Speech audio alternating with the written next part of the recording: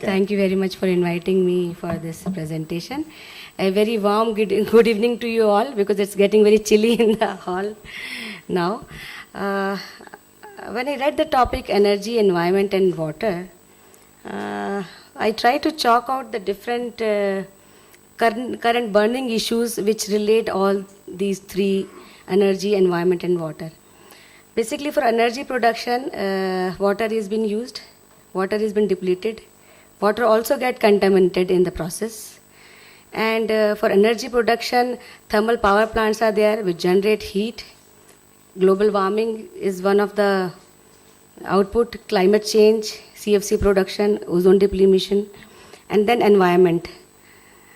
Because of urbanization, a lot of vehicles are there, then air pollutions, PCBs and POPs are one of the most important culprits. And then comes the environmental toxicology. And finally, there are various different adverse effects on the public health. This is something about water energy nexus. Water is energy is required for pumping water. Energy is also used for wastewater treatment. Water supply also uses energy. Then for energy production, dams produce electricity. Power plant cooling water use water. Then water is used for mining fuels.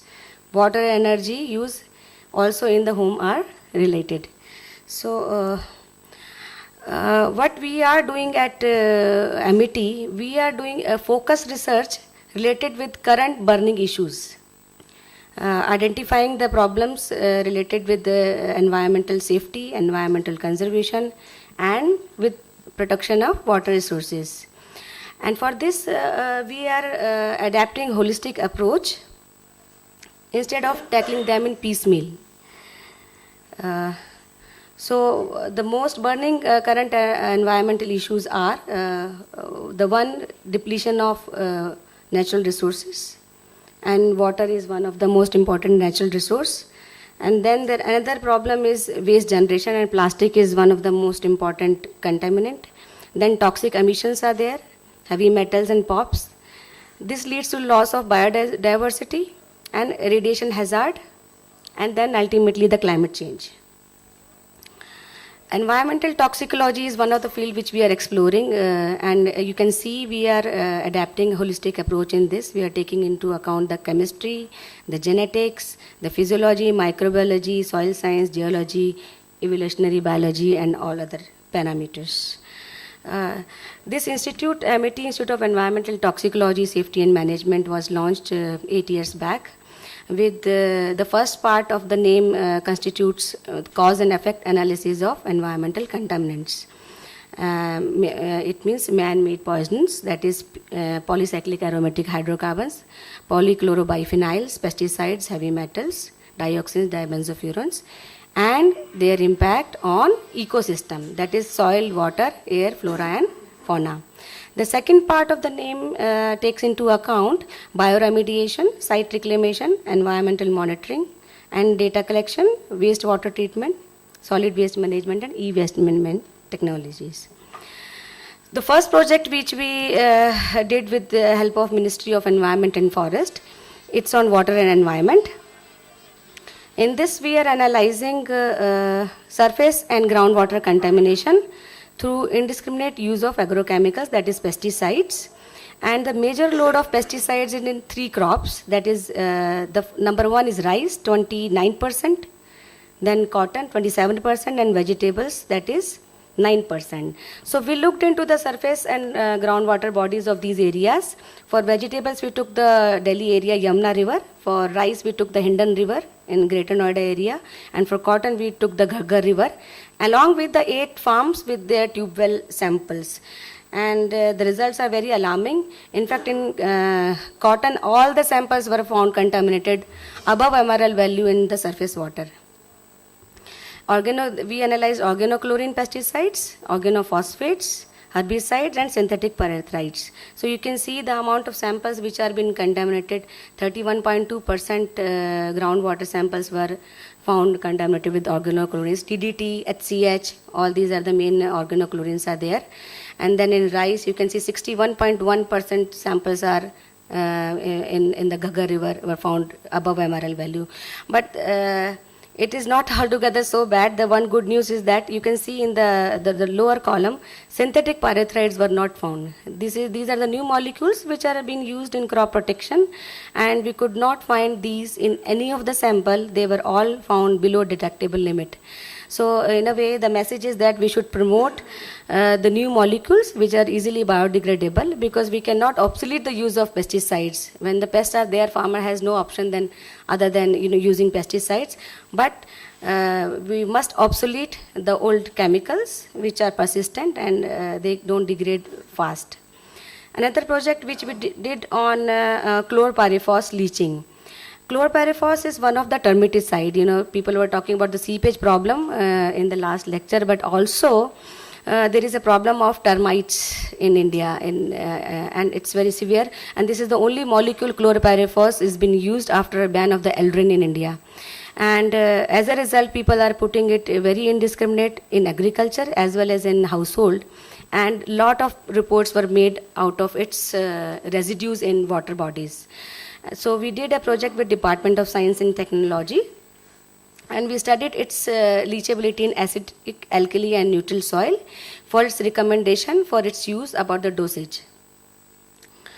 Another most important project which we are doing with Ministry of Earth Sciences, this is about contamination of groundwater resources through heavily loaded unlined drains. In Delhi we have 16 major drains, and all of them are having over their capacity the sewage waste disposal. And we selected 9 most important drains, that is Najafgarh, Khyber Pass, Delhi Gate, Mori Gate, Barapula, Marani Bagh. And the results are very alarming. We studied almost all the parameters, right from pesticides to heavy metals to physicochemical parameters to microbial. I would share only about the heavy metals. In the Delhi Gate area, in the first graph, there is for Okhla drain. The second graph is for Delhi Gate drain, and the third graph is for Shadra drain. In the first 2 drains, lead content was found very high. And in some of the areas, nickel is very high, and chromium. For the lead, we could see that there are some battery being dismantled in this area. And we have proposed another project in continuation of this to know the source identification through isotopic method to BRNS, Bhabha Atomic Research Center. So we are trying to find out what is the source of these heavy metals being coming in these water resources. I would also share about the nitrate. Nitrate levels are very high in the leachate studies. It is much higher than what is there present in the drain sample. It means the whole soil profile has been contaminated in the process. And when it's leached down, it takes that nitrate from the soil profile also. And as you know, in the end, there are WHO limits. As you know, this causes a lot of gastric troubles. This causes blue baby syndrome and various other disorders. Results are very alarming. We are in the process of publishing papers on it. Another research we are carrying out is on incidence of breast cancer in relation to environmental toxicants. In fact, 1 out of 5 women are prone to breast cancer now in India, so which is very alarming. It was not the case earlier. Why is it so? Why is it happening? Yes, we are working on its treatment cure, but why? We should know the cause and then ban the things. So this is with Dharamshala Cancer Hospital. We are studying basically PCBs, PHAs, and also some pesticides in the blood sample. For environmental safety, as I said, organophosphates molecules are being used in large abundance, whether it is pesticides or other drug molecules also. So we are trying to do biochemical assay with the help of modeling about its effect on acetylcholine esterase inhibitory activity in human. Basically, it inhibits the and it has got a turbulent reaction, and a lot of disorders have been established. Another project we are working is on bioremediation. We are trying to find out the bacteria which can degrade the plastic. In fact, we have also made biodegradable plastic. My colleague Dr. Harsha is sitting here, and she has showcased her technology in the stalls below. She has come up with a biodegradable plastic material. We are also trying out, even Dr. Rajni is working on bacteria which can make, I think, nano particles with the help of bacteria. So we are trying to find out bacteria which can degrade the plastic also. Regarding energy, being in the university, we are trying to, this is with Ministry of Environment and Forest, we are doing this project on promoting the use of bicycle in youth. They can save energy, they can save environment and gain health. We promote their use of bicycle within 10 kilometers of periphery, and it has been a very successful workshop. We want to promote it as vogue. Instead of flaunting their cars and bicycles, they should switch to the use of bicycles. This is another workshop we did on pollution prevention paradigm. In this, we had a lot of deliberations on soil, water, and air pollution. And eminent dignitaries and scientists participated, and joint projects are the outcomes. This is another conference which we did on environmental pollution, soil health, and sustainable agriculture. This is done with Delhi University and also with the Indian Network for Soil Contamination Research. This was sponsored by CSIR. And we came out with various burning issues with the soil health, nutrition, because if a nation loses its soil, it loses its growth, in fact, because our nation is agriculture based. So it is very important to conserve soil. Similarly, we keep doing various activities at MET, Water Day, Earth Day, Soil Day. This is Dr. Rajesh Kumar from CWC, and they keep updating us with the new technologies, issues. Also, we keep doing training courses to update ourselves and to our staff, and on GLP studies, ISO systems, isotope tracer techniques, GC techniques, and all those. We are running various environmental courses at MET, PhD Environmental Sciences, MSc Environmental Sciences, MTech Environmental Engineering, and also we are taking care of 4,000 students at the undergrad level. UGC has implemented 2-semester course for pollution and abatement, and also environment and ecosystem.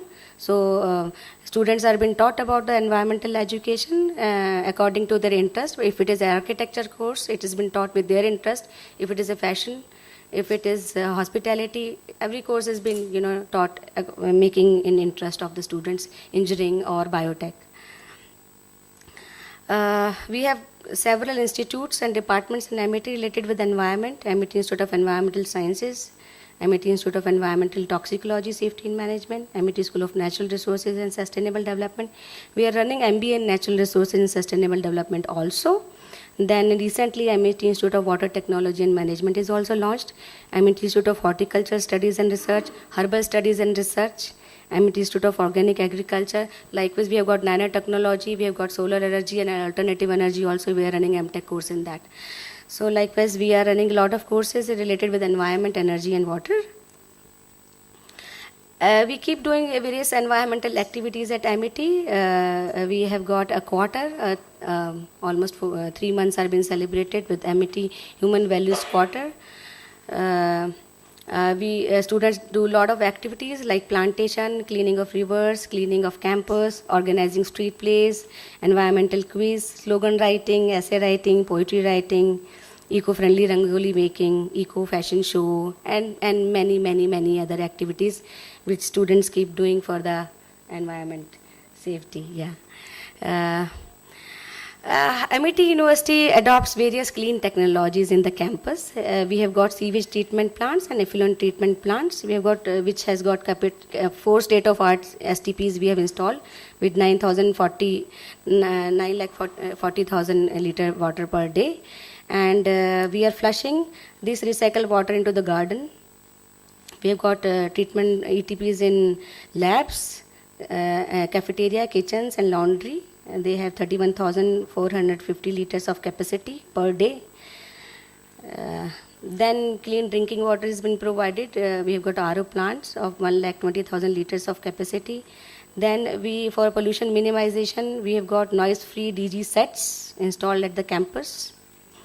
For noise pollution reduction, we have monitoring of vehicles for the smoke emission. Every staff and every employee, their vehicles have been checked for pollution control. And we have got central AC plants with chillers with a capacity of 2000 TR and 9000 TR with no CFC emission. Then we have got reduction of SPM, suspended particle. We have got 4 motorized dust suction machines which maintain the SPM level below in the campus. We have got water conservation practices. We have got rainwater harvesting plants at the rooftop. And also we save paper by electronic communication in the company and in between the employees, between the teachers, between the students. We also use for the even for the official communication the backside of the printed paper. Then green buildings are in Amity. We don't have the painted walls, which saves VOC's emission. We have got buffed walls for to prevent thermal conductivity, which decreases load on the air conditioning and saves energy. And then fly ash bricks are being used in pavements. And no paints, so no POPs and no VOCs.